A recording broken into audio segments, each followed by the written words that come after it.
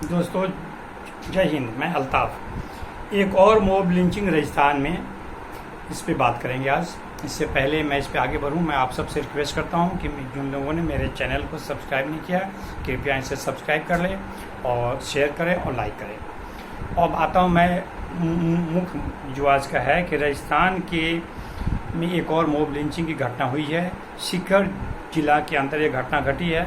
वहाँ पे ये पूरी कहानी है कि वहाँ पे एक बुज़ुर्ग ऑटो चालक थे, जिनको वहाँ पर राजस्थान में, वहाँ पर सीकर में उनको टैक्सी कहते हैं, लेकिन वो ऑटो होता है। ऑटो चालक थे जिनका 52 ईयर्स 52 साल के बताया जा रहा है कि वो बुजुर्ग थे, काफ़ी बूढ़े थे, जिनका रोज़ का काम है स्टेशन से पैसेंजर को लेकर के पैसेंजर के घर तक उनको पहुंचाना। ये उनका रोजी रोटी, इसी से उनका घर चलता है। तो 7 अगस्त को भी सुबह सुबह वो पैसेंजर लेकर के पहुंचाने गया। पहुंचा के वापस आते समय रास्ते में 2 लड़के उनको रोकते हैं। रोक करके उनसे खैनी मांगते हैं, यानी कि जो पान मसाला गुटखा वगैरह खाते हैं वो मांगते हैं। वो देने के बाद लड़के लोगों ने उसको गाली बकना शुरू कर देता है। गाली बकना शुरू करते हैं, अनसर बोलना शुरू करता है। तो वो जो है, ये जो ऑटो चालक है उनका नाम है गफ्फार अहमद कछावा। तो ये और लड़के लोग जो गाली बकने लगते हैं, तो गफ्फार अहमद कछावा सोचते हैं कि यहाँ से निकल जाना ही बेहतर रहेगा। वो अपना ऑटो चालू करके स्पीड में निकल जाते हैं वो। लेकिन लड़के लोग उनका पीछा करते हैं। पीछा करने के बाद कुछ दूर जाने के बाद उनके रास्ते आगे से उनके घेर पे अपना गाड़ी लगा के उनको रोकते हैं। रोक करके उनका दाढ़ी पकड़ के खींच के बाहर लाते हैं, नीचे ज़मीन पर पटकते हैं और उनको मारते हैं। फिर उनको बोलते हैं कि जय श्री राम का नारा लगाओ, बोलो जय श्री राम, और साथ में बोलते हैं बोलो मोदी जिंदाबाद। वो नहीं बोलते हैं तो उनको और पिटाई करते हैं। ज़मीन पे गिरने के कारण उनके पिछले दांत के 2-4 दांत भी टूट गई है और पूरा चेहरा पिटाई से फूला हुआ है। सूजन है पूरे चेहरा पे, जो थंबनेल में आपने देखा होगा, मेरे थंबनेल में फोटो जो है। अब इनको बहुत बुरी तरह पीटी गई है, उनको गाली गलौज की गई उनके साथ। उनको ये कहा गया कि तुम पाकिस्तानी हो, तुम पाकिस्तान में जाओ, तुम्हारा जगह पाकिस्तान में है। उनके साथ बहुत बेदर्दी से पीटा गया। और पीटने वाले लड़के ये भी नहीं सोचे कि इतने बड़े बुजुर्ग आदमी, किसी के घर में दादा बाप चाचा ताऊ हो सकता है, हम ऐसा क्यों काम कर रहे हैं, लेकिन उन्होंने उसको पीटा। अब ये सिर्फ इसलिए ऐसा हुआ कि जय श्री राम का नारा लगा रहा हूँ मैं, तो उसके साथ तुम जय श्री राम का नारा लगाओ, तुम ये करो, जय क्या कहते हैं मोदी जिंदाबाद बोलो। ये है दोस्तों, ये घटना घटना घटने के बाद अब वो जो है गफ्फार अहमद कछावा ने सीकर के एसपी को लिखित कंप्लेन किया, एफआईआर दर्ज कराया, जिसमें ये सारी बात जो मैं बता रहा हूँ वो एफआईआर का है।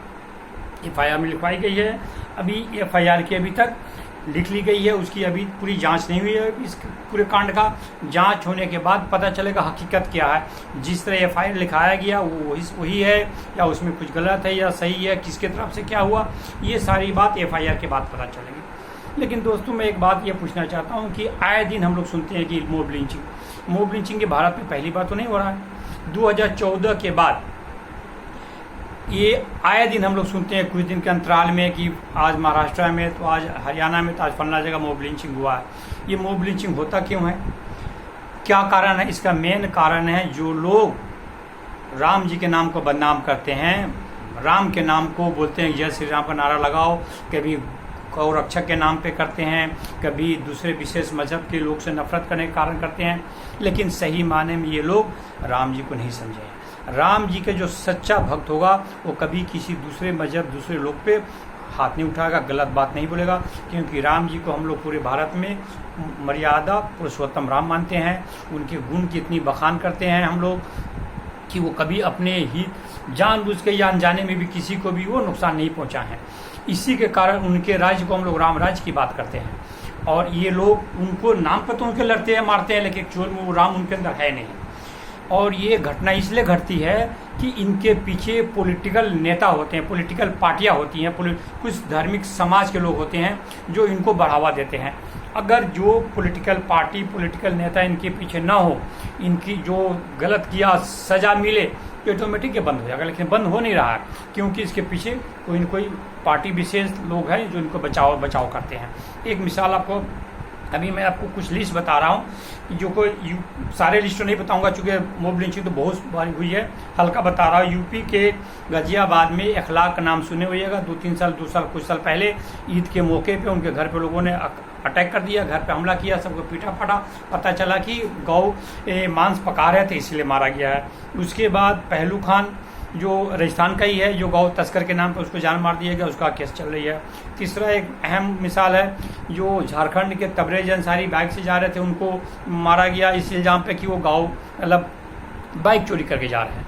लेकिन दोस्तों यहाँ पे एक बात है कि जिनको तबरेज तो मर गया, जिन लोगों ने उसको मारा था उनकी जमानत हो गई, लेकिन जमानत हुई तो उनको मिलने के लिए, उनको गले लगाने के लिए, उनको हार पहनाकर उनका स्वागत किया बीजेपी के उस समय के केंद्रीय मंत्री जयंत सिन्हा, जो ये जसवंत सिन्हा के बेटा है, उन्होंने उनको माला पहना के गले लगा। अब ऐसे लोगों को जो गलत काम करता हो, कोई भी party, I am not talking about BJP only, Congress भी या कोई भी नेता या कोई धार्मिक नेता हो, अगर उसको हाथ रखेगा सर पे तो ये कभी भी बंद नहीं होगा। मॉब लिंचिंग कभी बंद नहीं हुआ, क्योंकि वो जानता है कि हम कुछ भी करके मेरे पीछे है, वो आके हमको बचा लेगा। इसके ऊपर गौ रक्षक के ऊपर प्रधानमंत्री, माननीय प्रधानमंत्री भी बहुत सख्त बयान दे चुके हैं। उन्होंने बोला कि जो लोग ये गौ लिंचिंग के मॉब लिंचिंग करते हैं गौ रक्षक के नाम पे, ये चोर और तस्कर लोग हैं। रात में चोरी और तस्करी करते हैं, दिन में अपने ऐप को छुपाने के लिए गौ रक्षक बन करके अपने आप को छुपाने का, बचाने का तस्कर करते हैं। लेकिन इसके बोलने के बावजूद भी कहीं पे रुक नहीं रहा गौ रक्षक के नाम पर, जय श्री राम के नाम पे मॉब लिंचिंग उसी समय रुकेगा जब समाज का हर आदमी इसका बहिष्कार करेगा। इन लोगों का गांव, समाज, सब लोग, हर धर्म विशेष के क्यों ना, फिर भी उसका बहिष्कार करे और कानूनी रूप से कोई भी नेता इसका साथ ना दे और जो कानून है अपना काम करे तो बिल्कुल रुक जाएगा, वरना ऐसा कुछ नहीं है। लेकिन जब तक ये नहीं होगा नहीं रुकेगा। आज के लिए इतना ही। जय हिंद दोस्तों।